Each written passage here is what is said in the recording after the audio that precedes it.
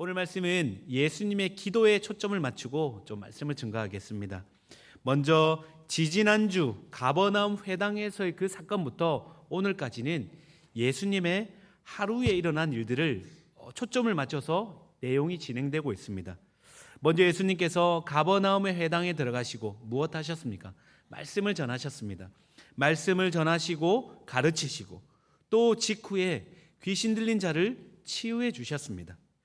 여러분, 여기서 끝이 아니죠. 이제 어디로 가십니까? 베드로 집에 가서 베드로 장모가 열병에 걸려 있을 때 그 장모를 고치셨습니다. 여러분, 여기까지만 해도 좀 쉬셔야 되지 않겠습니까? 그럼에도 밤이 되자 많은 환자들과 귀신 들린 자들이 베드로의 집문 앞으로 몰려오기 시작했습니다. 마가는 이 장면을 온 동네가 다 모였더라 이렇게 설명하고 있습니다. 그만큼 많은 사람들이 예수님을 찾아온 것이죠. 여러분, 정확한 수는 알 수 없습니다. 성경에 기록되어 있지 않기 때문에 대략 몇 명 정도 예상할 수 있겠습니까? 그래도 못해도 100명 이상은 모였지 않겠습니까? 200명, 300명일 수도 있습니다. 여러분, 예수님께서 이 영혼들을 무리로 군중으로 대하지 않으시고 한 영혼 한 영혼 긍휼히 여기시며 안수하시고 고쳐주셨습니다. 여러분, 한 사람당 이제 계산이 조금 필요합니다. 한 사람당 3분씩 100명이면 몇 분입니까? 3 곱하기 100은 300 맞죠? 300분. 그러면 대략 몇 시간입니까? 5시간. 200명이면 10시간입니다. 여러분, 예수님께서 한 명 한 명 약 5시간 이상을 여러분 안수하시고 고쳐주셨다는 이 계산이 나옵니다. 여러분, 그만큼 예수님의 하루는 여러분 가버나움 회당부터 누구보다 치열하게 바쁘게 보내셨음을 우리가 잘 알고 있습니다. 여러분, 무리들을 기도하고 난 후에 무리들을 돌려보내고 예수님 육신의 상태는 어떠했겠습니까? 녹초가 되지 않았겠습니까? 체력을 다 소진하지 않으셨겠습니까? 고단한 몸으로 아마 늦은 밤 잠자리에 드셨을 겁니다. 자, 그런데 여러분, 오늘 본문 35절은 이렇게 시작하고 있습니다. 새벽 아직도 밝기 전에. 여러분, 예수님께서 새벽 아직도 밝기 전에 이 시간은 대략 새벽 3시부터 6시 사이를 말합니다. 새벽 아직도 밝기 전 새벽 3시, 4시에 일어나셔서 무엇하고 계십니까? 한적한 곳으로 나가십니다. 그리고 거기 가서 기도하고 계십니다. 기도하기 적합한 장소, 베드로 집을 떠나서 일부러 여러분 한적한 곳, 원어로 보면 광야라고 되어 있습니다. 여러분, 하나님의 말씀이 떨어지는 그 광야를 찾아 일부러 기도하러 나가신 겁니다. 여러분, 지금 예수님에게 필요한 것이 무엇입니까? 제일 필요한 거 육체적 쉼 아닙니까? 깊은 잠에 빠지셔야 되는 거 아닙니까? 그럼에도 새벽 밝기 전 가장 먼저 하신 일은 기도였습니다. 본문에 기도하시더니 이 헬라어 동사는 미완료형입니다. 단순히 그냥 한 번 기도하시고 만 게 아니라 계속해서 반복적으로 기도하셨음을 우리에게 알려주고 있습니다. 자, 그렇다면 질문입니다. 예수님께서는 누구에게 기도하셨고 왜 기도하셨습니까? 여러분, 오늘 복음서에 보면 예수님의 기도에 대해 많은 구절들이 증거하고 있습니다. 오늘 본문뿐만이 아닙니다. 누가복음 3장 21절, 누가복음에 보시면 또 마가복음에 보시면 예수님께서 세례를 받으실 때 기도하셨습니다. 하늘이 열렸습니다. 누가복음 5장 16절, 한적한 곳에 물러가시고 기도하셨습니다. 제자들을 택하실 때, 12제자 택하실 때 그냥 너 나의 제자해 그렇게 하신 게 아닙니다. 예수님께서도 12제자를 택하는 중요한 일을 하시기 전에 먼저 기도하셨습니다. 예수님께서 따로 기도하실 때 무리에서 항상 떨어지는 시간을 따로 만드셨다는 겁니다. 예수님의 주변엔 항상 사람들이 몰려다녔습니다. 그러나 그 사람들과 함께하는 가운데서도, 사역을 하시는 가운데서도 먼저 하신 일이 무엇입니까? 홀로 따로 떨어져서 한적한 곳에서 하나님 아버지 앞에 기도하셨다는 말입니다. 누가복음 22장 41절에도 예수님께서 겟세마네 동산에서 무릎 꿇고 기도하셨습니다. 여러분, 예수님은 새벽에 기도하셨습니다. 밤이 새도록 기도하셨습니다. 습관을 따라 기도하셨습니다. 공생의 사역을 시작하시며 기도하셨고 어떤 상황 가운데서도 기도의 자리에 나가셨다는 말입니다. 12제자 부르기 전에 기도하셨고, 여러분 습관을 따라 기도했다. 누가복음 22장에 무슨 말입니까? 예수님의 삶은 기도의 삶이셨다는 거죠. 이 땅에 살아가실 때 기도의 삶을 사셨다는 말입니다. 여러분 한번 가만히 생각해 보십시오. 여러분 이 땅에서 기도가 필요 없는 단 한 사람을 꼽으라면 누구라고 말씀할 수 있겠습니까? 예수님 아닙니까? 예수님은 기도가 필요 없으신 분이십니다. 만왕의 왕이시며 모든 만물의 주관자 되십니다. 어떤 결핍도 없으신 분입니다. 말씀만으로 병자를 고치시고 치유하십니다. 귀신을 쫓아내십니다. 그런데 예수님께서 기도하셨습니다. 여러분 공생의 기간 동안 가장 중요하면서도 급한 우선순위 가운데 기도회를 그 자리에 두셨다는 거죠. 여러분 이렇게까지 기도를 강조하시고 기도에 집중하시며 모두가 잠든 이 새벽에 한적한 곳에서 기도하신 이유가 무엇입니까? 여러분 예수님의 기도는 영원 전부터 하나님 아버지와 누리던 이 사랑의 교제를 기도하심으로 날마다 누리셨습니다. 또한 이 기도를 통해 하늘의 능력을 우리 예수님께서도 공급받으셨습니다. 여러분 기도를 통해 세상의 분주함과 사람들의 요구에 휘둘리지 않으셨습니다. 오직 하나님 아버지의 뜻에 우리 예수님께서 초점을 맞추시고 공생의 사역을 감당하셨다는 겁니다. 성도 여러분, 예수님께서 기도에 우선순위를 두셨습니다. 기도에 전념하셨다는 이 말은 저와 여러분에게 무엇을 의미합니까?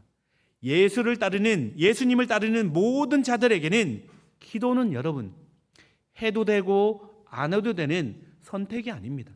우리 편에서 결정해서 기도해야지 안 해야지 선택할 수 있는 게 아니라는 뜻입니다. 기도는 선택이 아니라 필수입니다.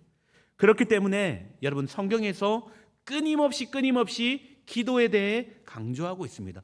복음서를 넘어 사도행전에서 여러분 성경을 보십시오. 사도행전의 제자들이 끊임없이 기도로 전진하며 나갔습니다. 성령의 역사가 기도를 통해 역사가 일어났습니다. 여러분 주유소에서 자동차에 기름 넣을 때 어떻게 하십니까? 시동을 끄고 멈추고 기름을 넣지 않습니까? 아무것도 하지 않는 것 같습니다.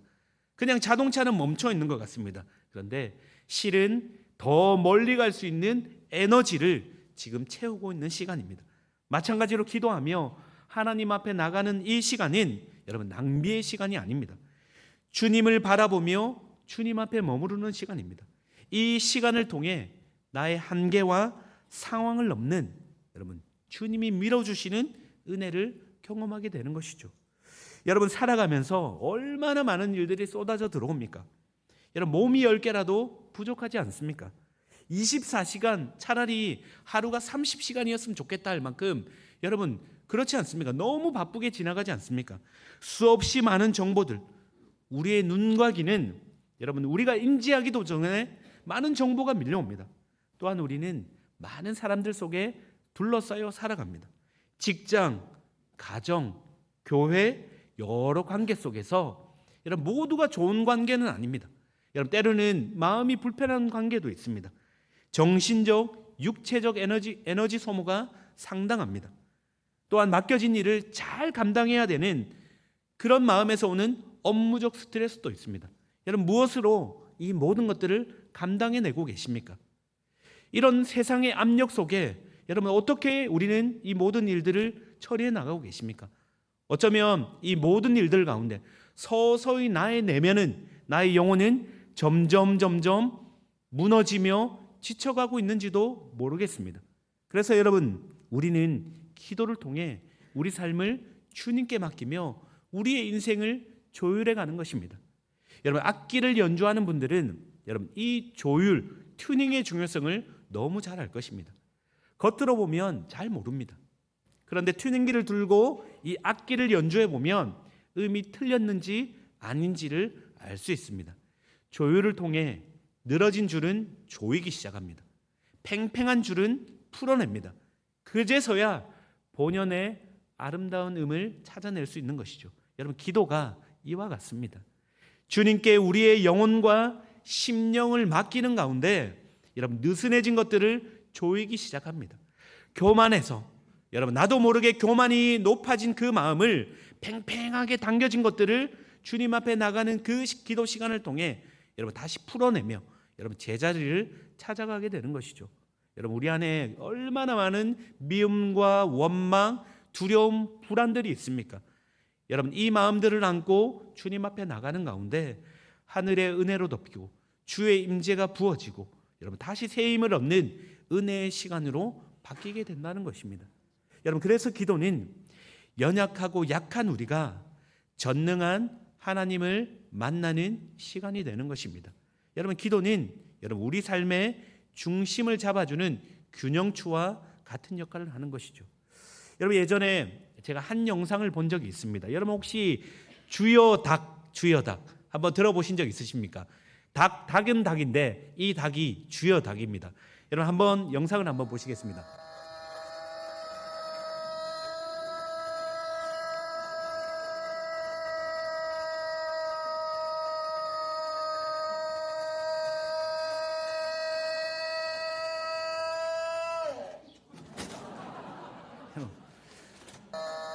주여 닭인데 얼마나 열심히 주님을 외쳤던지 호흡이 끊어질 때까지, 지칠 때까지, 쓰러질 때까지 주여 외쳐서 주여 닭이라고 불린다고 합니다.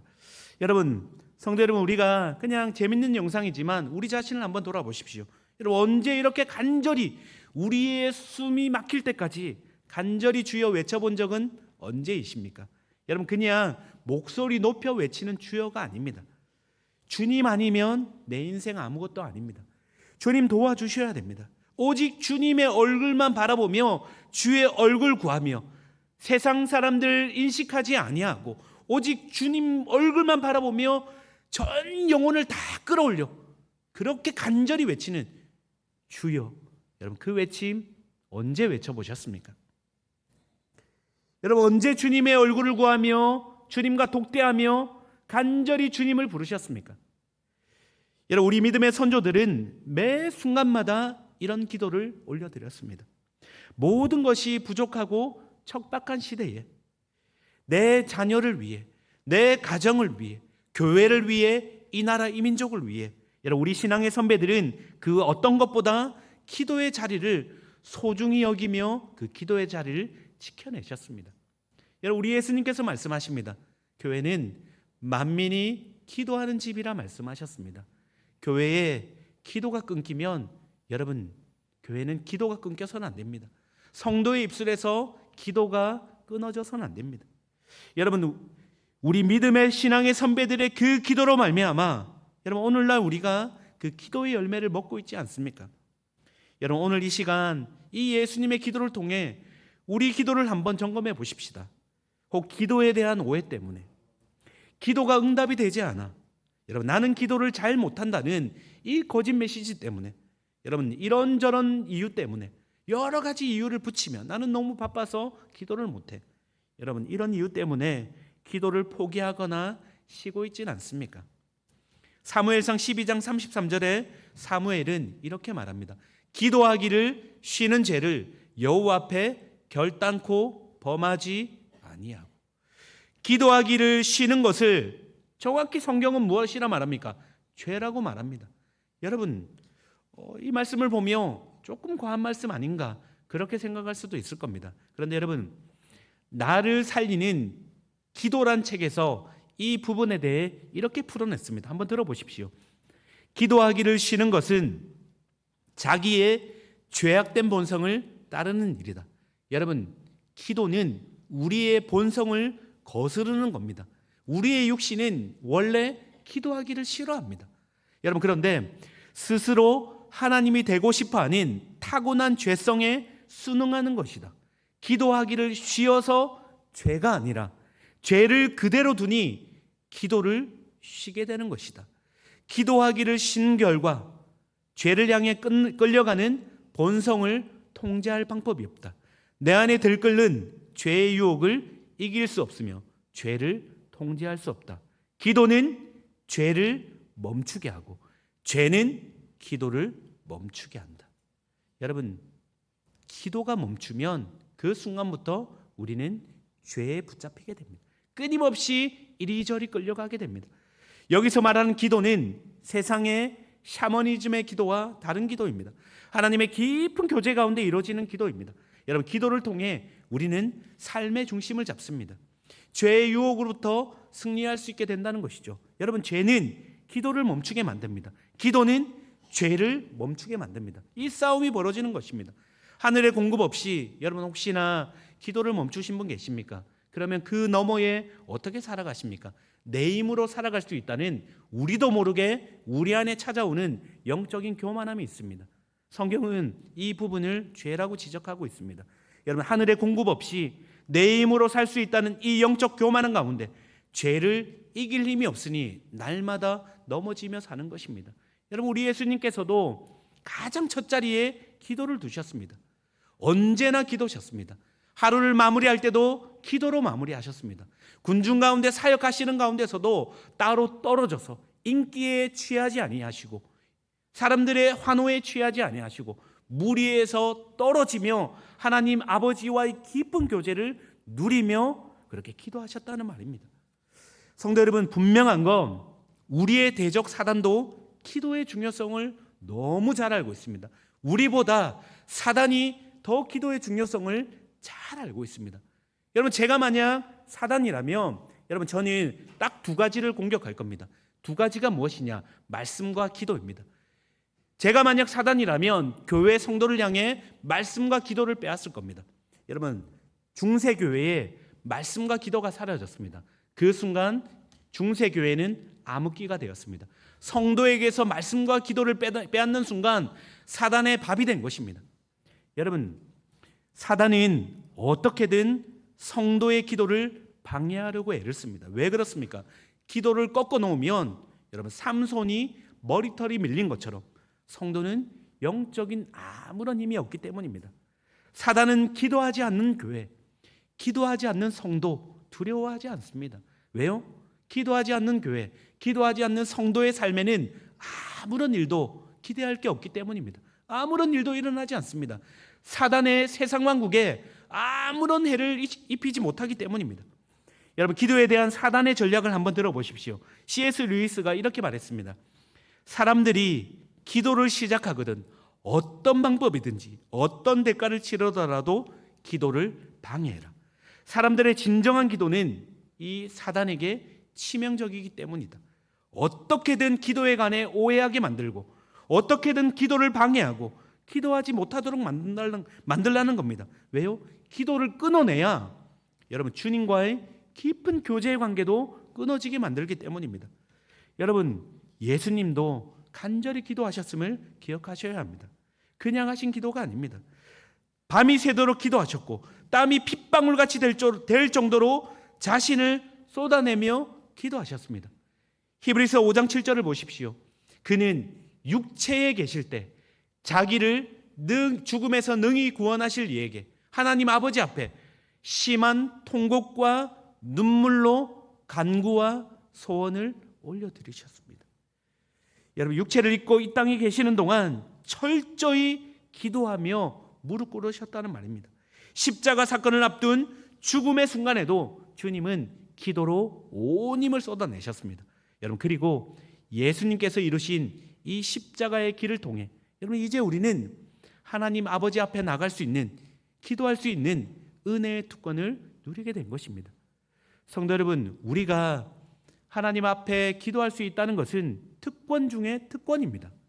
우리가 하나님의 자녀임을 확증하는 표식이 되기 때문입니다. 예수 그리스도의 십자가의 공로로 말미암아 그분의 이름을 의지해서 하나님 아버지 앞에 나갈 수 있는 길이 열린 것입니다. 성령이 끊임없이 말할 수 없는 탄식으로 우리의 연약함을 도우시며 하나님 아버지 앞에 기도를 올려드리는 것입니다. 그러니 여러분, 우리가 드리는 기도는 무엇입니까? 여러분, 오해하지 마십시오. 우리가 드리는 기도는 우리가 원하는 것을 얻는 수단으로 삼는 것이 아닙니다. 기도는 하나님이 우리의 아버지이심을 경험하도록 하는 사귐의 목적으로 기도를 선물로 주신 것입니다. 여러분 우리가 천국에 가면 이제 죽어 천국에 가면 기도할 이유가 없습니다. 그러나 이 땅을 살아가는 데서는 다시 말씀드립니다. 우리가 드리는 기도는 우리가 원하는 것을 얻는 수단이 아니라 기도는 하나님이 우리의 아버지 되심을 경험하도록 하는 사귐이 되는 목적으로 선물로 주셨다는 겁니다. 여러분 로마서 8장 15절입니다. 너희가 양자의 영을 받았으므로 우리가 아빠 아버지라고 부르짖느니라. 너희가 내 이름으로 아무것도 구하지 아니하였으나 구하라. 그리하면 받으리니 너희 기쁨이 충만하리라. 기도 가운데 여러분 우리의 기쁨이 충만해진다고 말씀하십니다. 여러분 기도를 통해 하나님은 나의 아버지 되십니다. 나는 하나님의 자녀됨을 경험하게 되는 것입니다. 이것이 기도의 본질적인 목적입니다. 여러분 제가 총신대에 있을 때 강사로 오신 목사님께서 한 선교사님의 이야기를 해주셨습니다. 이 이야기로 오늘 설교를 마무리하고 싶습니다. 멕시코 선교사님의 이야기입니다. 이분이 선교사님이 멕시코 사역을 할 때 하루는 누가 와서 집 문을 똑똑 두드리더랍니다. 문을 열고 보니 한 11살쯤 되는 어린아이, 여자아이가 아주 꾀죄죄한 모습으로 두려움에 차서 겁먹은 얼굴로 문 앞에 서 있는 겁니다. 너무 불쌍해서 이 선교사님이 문을 열고 아이에게 들어오라고 했습니다. 그렇게 집으로 들어오라고 한 후에 무슨 일인가 물어보니 어떻게 된 일이니 물어보니 내용이 이러했습니다. 이 아이가 조심스럽게 이렇게 말하는 겁니다. 이 아이의 자기 엄마는 3살 때 죽었고 아버지는 알코올 중독자인데 4개월 전에 술에 취해 총을 들고 이 아이를 향해 겨누며 죽이려 한 것을 너무 무서워서 도망쳐 나왔다는 겁니다. 그 사정을 다 듣고 난 후에 이 선교사님 부부가 그냥 밥 한 끼 주려다가 그럴 수 없게 된 겁니다. 내보낼 수가 없게 된 것이죠. 그래서 그냥 집에 있으라고 한 후에 가족들이 모여 이제 회의를 하기 시작했습니다. 이미 이 선교사님 가정 안에는 4명의 딸이 있었습니다. 그런데 이 아이를 5번째 딸로 입양하기로 결정한 겁니다. 아이야 너만 괜찮다면 우리 집에 우리 딸로 삼고 싶다. 그래서 여러 절차를 거쳐 결국 입양하게 된 것이죠. 그리고 이렇게 말했습니다. 얘야 이제부터 너는 내 딸이야. 내가 내 아버지야. 필요한 게 있으면 뭐든지 말해. 나한테 말해. 내가 다 들어줄게. 그러자 이 여자아이가 고맙습니다. 이렇게 이야기했습니다. 자, 그런데 시간이 지나도 이 여자아이는 한 번도 이 선교사님에게 자기가 필요한 것을 이야기하지 않는 겁니다. 한 번도 원하는 것을 말하지 않는 겁니다. 여러분 혹시 아이의 심정 이해가 되십니까? 이 아이는 어쩌면 두려워했는지도 모르겠습니다. 사랑을 받아본 적이 없으니 혹시 잘못 구해서 아버지의 사랑을 받아본 적이 없으니 내가 혹시나 이것 주세요 그렇게 잘못 구해서 이 집에서 쫓겨나는 건 아닌지 어려움을 당하는 것은 아닌지 그렇게 생각했을지도 모르겠습니다. 자, 그런데 어느 날입니다. 서재에 선교사님이 앉아 있는데 이 여자아이가 이 서재로 들어왔습니다. 선교사님이 묻습니다. 왜? 무엇을 해줄까? 무엇이 필요해? 그때 이 여자아이가 아주 조심스럽게 이렇게 한마디를 했습니다. 아빠, 나 신발끈이 하나 필요해요. 아빠, 나 신발끈 하나 사주세요. 여러분 그런데 이 어린아이의 이 아빠 신발끈이 필요해요. 이 한마디를 듣는 가운데 이 선교사님이 돌아서 펑펑 우셨다고 말합니다. 그냥 아빠 이게 필요해요. 그렇게 말했을 뿐인데 이 선교사님이 너무 감격스러워서 그 말이 너무 감격스러워서 얘가 나를 아빠로 여겨주는구나. 얘가 나를 아빠로 불러주는구나. 그게 감격해서 울었다는 겁니다. 여러분 뭘 구해서가 아닙니다.